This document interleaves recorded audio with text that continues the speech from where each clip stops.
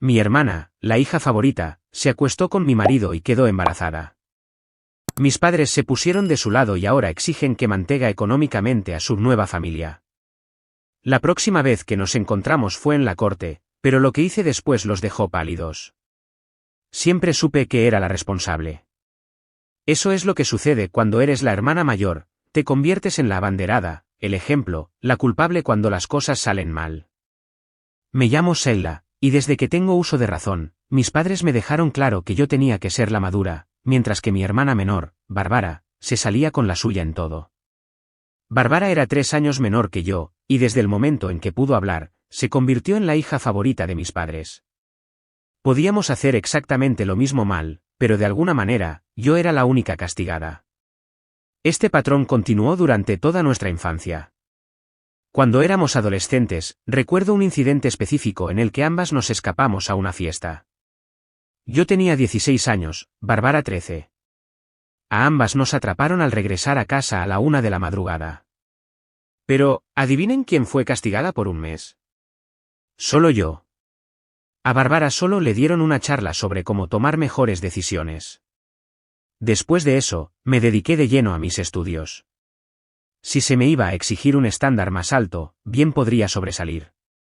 Me gradué de la escuela secundaria con honores y fui aceptada en una buena universidad con una beca parcial. Bárbara, mientras tanto, apenas aprobaba sus clases y pasaba la mayor parte de su tiempo con una rotación constante de novios. Mis padres fingían no darse cuenta.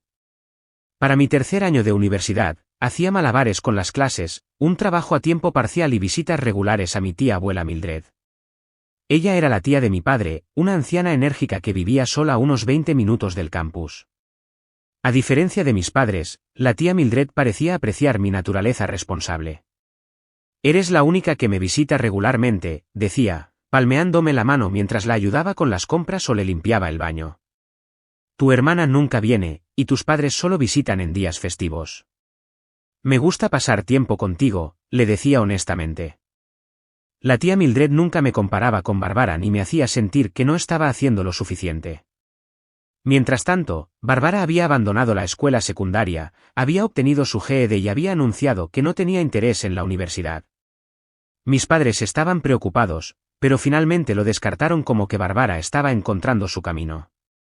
Cuando Bárbara cumplió 18 años, desapareció una noche con un chico que conocía desde hacía solo 2 meses. Un tipo llamado Rick con una motocicleta y un empleo cuestionable. Mis padres estaban frenéticos. Durante semanas, mis padres llamaron a hospitales y comisarías. Contrataron a un detective privado. Lloraban constantemente. Luego, unos 3 meses después, Bárbara simplemente regresó a casa como si nada hubiera pasado. Rick resultó ser un idiota, explicó casualmente durante la cena, según mi madre. Así que lo dejé y volví a casa. Eso fue todo. Ni castigo, ni conversación seria sobre la preocupación que había causado. Mis padres estaban tan aliviados de que hubiera regresado que la recibieron con los brazos abiertos. Durante mi último año de universidad, recibí una noticia impactante. La tía Mildred había fallecido mientras dormía, y me había dejado $150,000 en su testamento.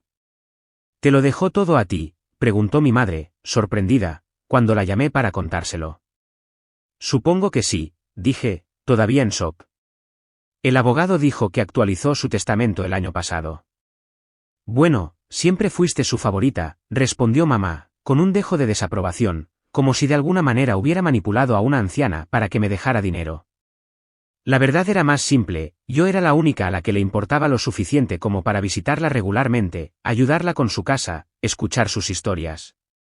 La herencia no se trataba de favoritismo, se trataba de conexión. Bárbara, que ahora vivía en casa y trabajaba ocasionalmente en un restaurante local, no estaba contenta.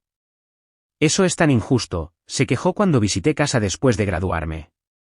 Tú obtienes un título universitario y un montón de dinero. ¿Y yo qué? ¿Y tú qué?, respondí bruscamente, con años de resentimiento burbujeando. Has tenido todas las oportunidades que yo he tenido. Elegiste no aprovecharlas. Mis padres intervinieron rápidamente. Chicas, por favor, dijo papá. Sheila, no seas dura con tu hermana. Está tratando de resolver las cosas. A los 22 años, con un título en negocios y $150.000 en el banco, tomé una decisión: iba a apostar por mí misma. Había estado desarrollando un plan de negocios durante meses, una firma de consultoría especializada que ayudaría a las pequeñas empresas a optimizar sus operaciones. Con el dinero de la tía Mildred, podría hacerlo realidad. Mis padres pensaron que estaba loca. Ese dinero podría ser el pago inicial de una casa, argumentó mamá. O ahorrado para tu futuro. Iniciar un negocio es arriesgado. He investigado, les dije con firmeza. Creo en este plan. Intercambiaron la mirada que siempre hacían cuando pensaban que estaba siendo difícil. Pero, por una vez, no pudieron detenerme. El primer año fue brutal, jornadas de 18 horas, buscando clientes constantemente, aprendiendo por ensayo y error. Pero lentamente, mi pequeña empresa comenzó a crecer. Contraté a mi primer empleado al cumplir un año. Al tercer año, tenía un pequeño equipo y una oficina real. Bárbara pasó por varios trabajos durante este tiempo, nunca quedándose en ningún lugar más de unos pocos meses. Ocasionalmente me pedía dinero, que le daba a pesar de mi mejor juicio. Mis padres seguían poniéndole excusas, diciendo que estaba encontrándose a sí misma. Tenía 27 años y dirigía una empresa exitosa cuando conocí a Steven.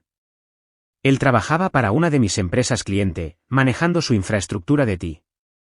Nos encontrábamos constantemente durante las reuniones del proyecto y, finalmente, me invitó a tomar un café. He estado tratando de armarme de valor para invitarte a salir durante semanas, admitió mientras tomábamos lácteos. ¿En serio? Pensé que estabas muy entusiasmado con la seguridad de la red, bromeé. Era inteligente, trabajador y amable. Después de años de enfocarme únicamente en mi negocio, me sentí bien al tener a alguien que entendiera mi impulso, pero que también me animara a tomar una noche libre de vez en cuando.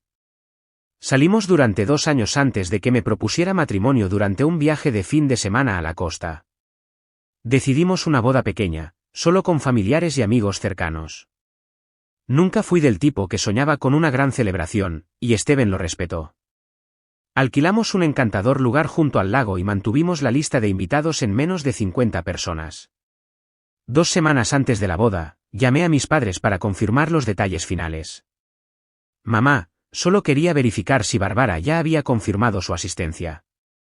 El servicio de catering necesita los números finales. Hubo una pausa en la línea. Oh, cariño, Bárbara no podrá venir. Está involucrada con alguien nuevo. Están pasando por cosas intensas en este momento. No presioné para obtener detalles. Una parte de mí, de hecho, se alegraba de que Bárbara no estuviera allí. Nuestras interacciones habían sido tensas durante años, y no quería ningún drama el día de mi boda. Lo último que necesitaba era que Bárbara apareciera con algún novio sospechoso o que de alguna manera acaparara la atención del día. La boda fue perfecta. Steven se veía apuesto con su traje, y por una vez, me sentí el centro de atención positiva. Mis padres parecían genuinamente felices por mí, aunque mamá mencionó varias veces lo mucho que a Bárbara le habría encantado el pastel. Después de una breve luna de miel en Maui, Steven y yo regresamos a la vida real. Fue entonces cuando él me abordó con una idea. He estado pensando en hacer un cambio, dijo una noche mientras desempacábamos las maletas. Mi empresa está en proceso de reestructuración y no estoy seguro de dónde terminaré. Eso es preocupante, respondí, doblando un vestido de verano. ¿Qué tal si viniera a trabajar para ti?, sugirió Steven. Has mencionado que necesitas a alguien que supervise operaciones. Eso es literalmente lo que hago. Dudé. Mezclar negocios y matrimonio parecía arriesgado, pero Steven estaba calificado, y yo confiaba en su experiencia. Después de pensarlo durante unos días y discutir los límites que necesitaríamos establecer, acepté. Steven se unió a mi empresa como director de operaciones, convirtiéndose esencialmente en mi segundo al mando cuando yo viajaba. Durante más de un año, las cosas funcionaron sin problemas. El negocio siguió creciendo, y Steven demostró ser capaz de manejar las cosas cuando yo estaba fuera reuniéndome con clientes. Desarrollamos un buen ritmo, equilibrando nuestra relación laboral y nuestro matrimonio. Entonces llegó la llamada telefónica que comenzaría a desentrañar todo. Me estaba preparando para acostarme después de finalizar los detalles para una importante reunión con un cliente al día siguiente cuando sonó mi teléfono. Al ver que era mi madre, casi lo dejo ir al buzón de voz, pero decidí contestar. Sheila, necesito hablar contigo sobre Bárbara, dijo mi madre, con la voz tensa. Ha vuelto a casa. Esa relación en la que estaba, salió mal. Necesita ayuda. Necesita un trabajo, un ambiente estable, algo que la ayude a recuperarse. Y ahí estaba. Mamá, no creo. Es tu hermana, interrumpió mi madre, con la voz quebrada.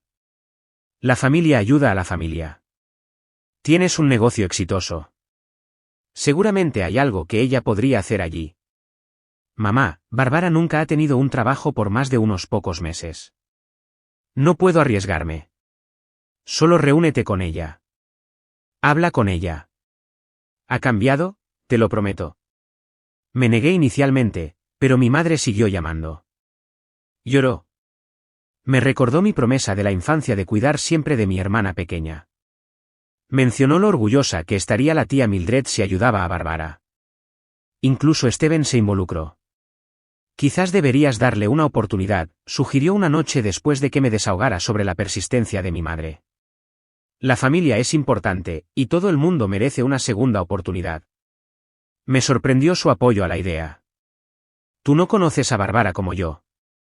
La gente puede cambiar, insistió. Y si no funciona, siempre puedes despedirla. Después de semanas de presión de todas partes, finalmente accedí a reunirme con Bárbara. Vino a mi oficina vestida más profesionalmente de lo que la había visto nunca, el pelo bien peinado, poco maquillaje. Gracias por verme, dijo, sentada frente a mí con una postura perfecta. Sé que tienes todas las razones para dudar de mí. Procedió a contarme cómo su vida se había descontrolado, cómo la relación en la que había estado se había vuelto tóxica, y cómo finalmente había encontrado la fuerza para irse. Incluso deslizó un certificado por mi escritorio. Completé un programa de administración de empresas de 1 año, explicó. Quería demostrar que me tomaba en serio los cambios. En contra de mi mejor juicio, accedí a un periodo de prueba de 3 meses. La asigné al departamento de Steven, pensando que él podría vigilarla e informarme con honestidad. Para mi sorpresa, Bárbara llegó a tiempo y hizo su trabajo. Las primeras semanas, estuve esperando a que pasara lo inevitable, a que empezara a llegar tarde, a poner excusas o a causar problemas, pero los informes de Steven fueron consistentemente positivos.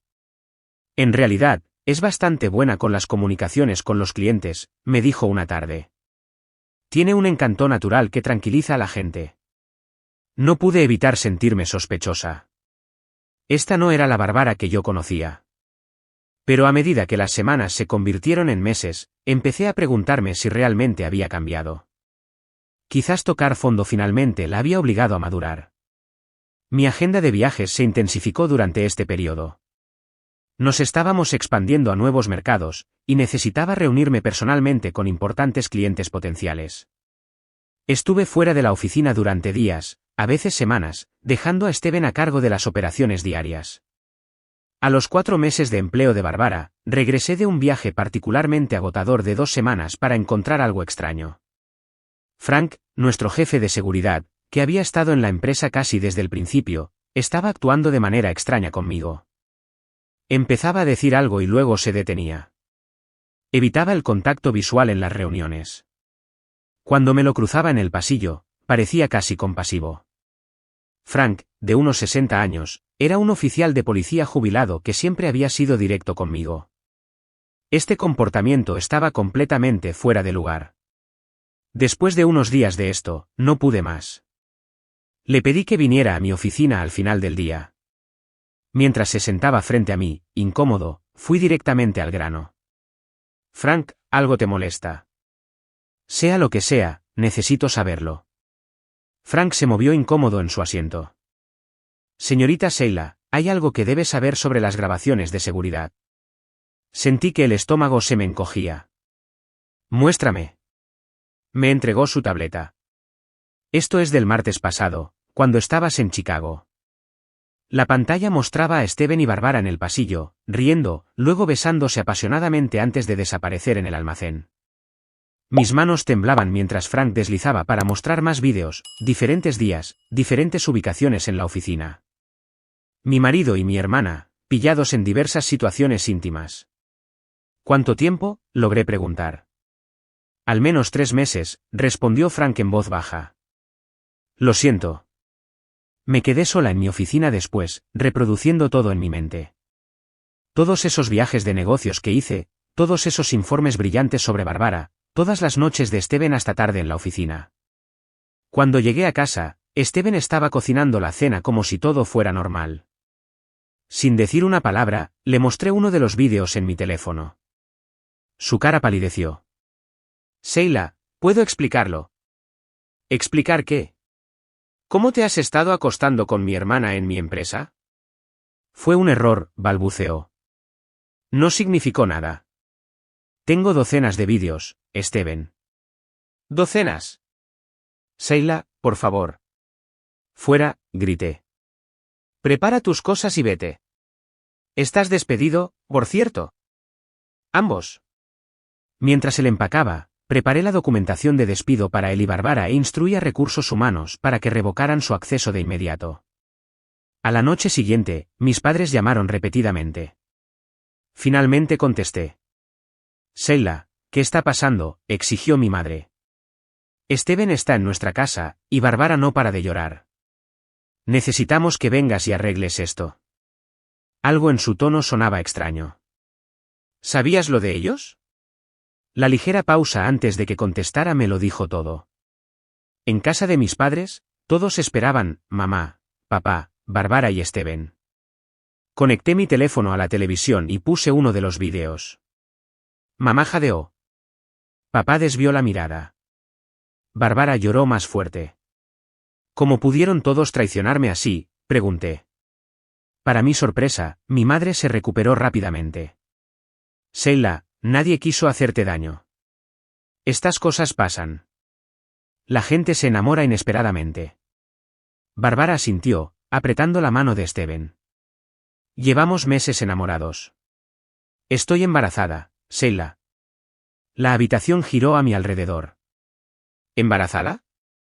Casi 4 semanas, dijo, colocando una mano sobre su vientre. Íbamos a decírtelo la semana que viene. Eso no excusa lo que hiciste, dije, luchando por mantener la voz firme. Steven se inclinó hacia adelante. No puedes simplemente despedirnos sin motivo. Eso es ilegal. La mala conducta sexual en el lugar de trabajo no es motivo. Mi padre intervino. Estás exagerando. Nadie debería perder su sustento por esto. Te demandaremos por despido improcedente, amenazó Steven.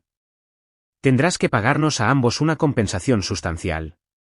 Barbara se secó las lágrimas, luciendo de repente calculadora en lugar de devastada. Estoy bajo un tremendo estrés por tu culpa. Mi médico dice que el bebé podría estar en riesgo.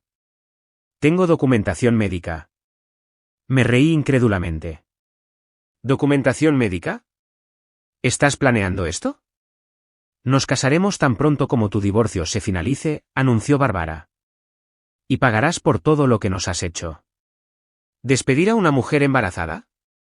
La corte te destruirá. Mamá asintió enfáticamente. Barbara necesita estabilidad ahora. Necesitas reinstalarlos a ambos inmediatamente. ¿O qué?, desafié. O presentaremos una demanda a primera hora de mañana, dijo Steven fríamente. Despido improcedente, angustia emocional, peligro para un niño no nacido. ¿Cómo crees que reaccionarán tus clientes a esos titulares? Papá suspiró dramáticamente. No queremos llegar a eso, Sheila, pero no nos has dejado otra opción. Nosotros, repetí. ¿Así que están todos juntos en esto? Somos familia, dijo mamá con firmeza. Excepto que tú actúas como si ya no fuéramos tu familia. ¿Y qué hay de mi marido acostándose con mi hermana?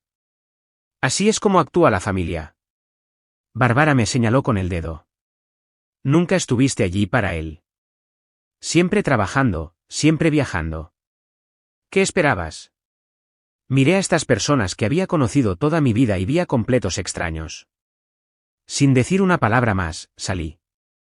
A la mañana siguiente, llamé a James Patterson, un abogado especializado en divorcios complejos. Su bufete tenía fama de manejar casos de alto perfil de manera discreta y efectiva. Necesito su ayuda, le dije después de explicar la situación. Mi marido y mi hermana me amenazan con demandarme. ¿Está segura de que ese es el único problema?, preguntó con cautela. Las personas que traicionan en asuntos personales a menudo también traicionan en los profesionales. ¿Ha revisado las finanzas de su empresa? Esa pregunta me dejó helada. Ni siquiera había considerado esa posibilidad. Creo que deberíamos empezar por ahí, sugirió James.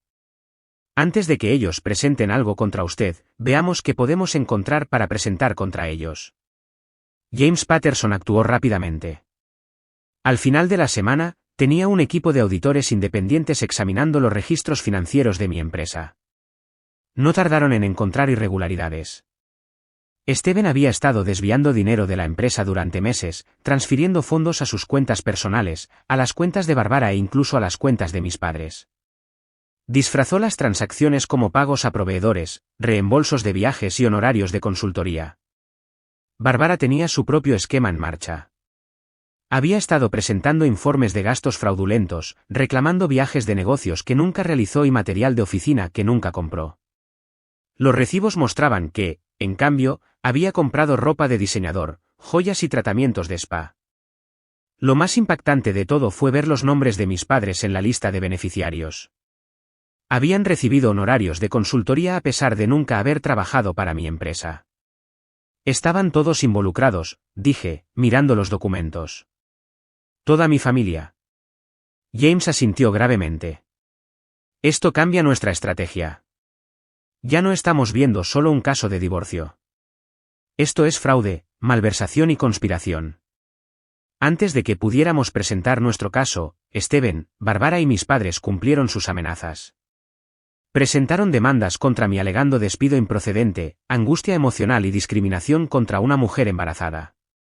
Steven también exigió una pensión alimenticia sustancial en el proceso de divorcio, alegando que había sido fundamental para el éxito de mi empresa.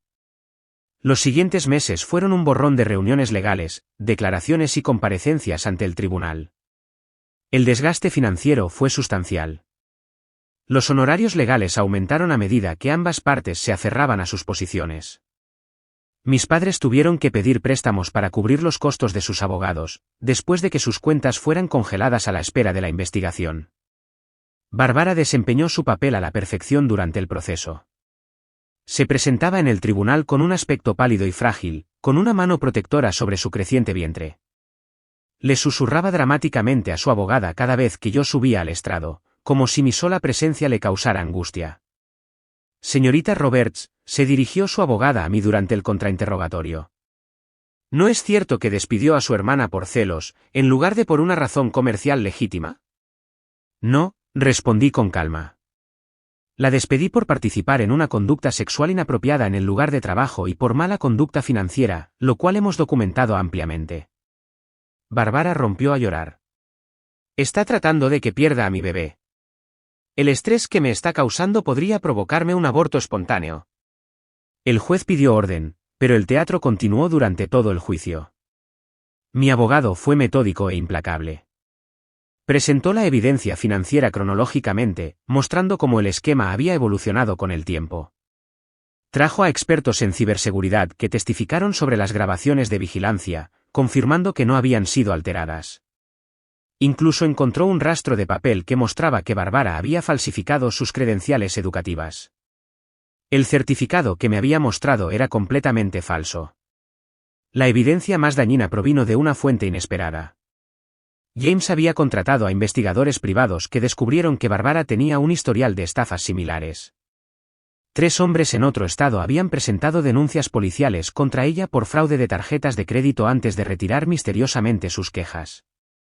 Una investigación adicional reveló que mis padres habían pagado a estos hombres para proteger a Barbara. Su señoría, argumentó James, esto no es un incidente aislado. Esto es un patrón de comportamiento, apoyado y facilitado por los demandantes. La señorita Roberts no es la villana aquí. Ella es la víctima. A medida que la evidencia se acumulaba, El abogado de Steven se acercó a nosotros para llegar a un acuerdo. Dejarían caer todas las demandas si yo aceptaba un generoso paquete de indemnización y un acuerdo de pensión alimenticia. Me negué. El juicio concluyó después de unos meses agotadores. El fallo del juez fue decisivo. Todos los fondos transferidos de mi empresa debían ser devueltos. Steven fue sentenciado a 3 años de prisión por malversación y fraude. El divorcio se concedió sin pensión alimenticia. A pesar de todo, no pude obligarme a exigir cárcel para mi hermana embarazada. Le pedí clemencia al tribunal y Bárbara recibió una sentencia suspendida con libertad condicional. Mis padres escaparon de los cargos criminales. No había pruebas suficientes para demostrar que sabían que el dinero que recibieron era robado. Afirmaron que Steven les había dicho que era una estructura de bonificaciones para los miembros de la familia. No insistí en el tema. Ya lo habían perdido todo, sus ahorros agotados por los honorarios legales, su reputación destruida, su casa hipotecada para cubrir sus deudas. La secuela fue extrañamente tranquila. Regresé a mi empresa, expliqué la situación a mis empleados y trabajé para reconstruir la confianza con los clientes que se habían sentido inquietos por la publicidad. Vendí la casa que había compartido con Steven y compré un condominio más cerca de mi oficina. Corté todo contacto con mi familia. Bloqueé sus números, devolví el correo sin abrir e instruí a mi asistente para que filtrara todas las llamadas y visitas. Finalmente, dejaron de intentar contactarme. A través de conocidos mutuos, ocasionalmente me enteraba de las novedades. Bárbara había dado a luz a un bebé sano. Se había casado con Steven en una pequeña ceremonia en la sala de visitas de la prisión. Estaba viviendo con mis padres, esperando la liberación de Steven. Todos estaban luchando económicamente. Mis padres trabajaban en varios empleos para llegar a fin de mes. Bárbara conseguía trabajo ocasional cuando encontraba a alguien que cuidara al bebé. A veces, por la noche, me preguntaba si debería sentirme culpable por sus circunstancias. Pero luego recordaba la expresión de la cara de mi madre cuando defendió su traición, o las lágrimas calculadas de Bárbara en la sala del tribunal, o la indiferencia de mi padre ante mi dolor, o la completa falta de remordimiento de Steven. Cualesquiera que fueran las dificultades que enfrentaban, se las habían ganado. Me volqué en el trabajo, expandiendo el negocio a nuevos mercados y duplicando nuestra base de clientes en un año. Doné la ropa de Steven y nuestras fotos de boda a la caridad. Me uní a un grupo de apoyo para traumas donde podía hablar de mi experiencia con personas que no me juzgarían ni minimizarían lo que había vivido. Salir con alguien me parecía imposible, aunque muchos amigos bien intencionados intentaron presentarme a alguien. La traición me había dejado agotada, desconfiada. Ahora mismo me estoy enfocando en mi carrera, se convirtió en mi respuesta estándar a cualquier pregunta sobre mi vida amorosa.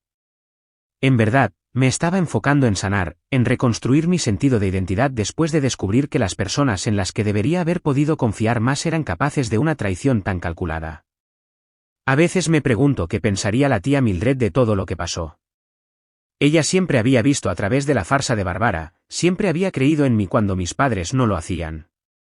Su herencia me había dado los medios para construir algo para mí misma, algo que nadie podría quitarme.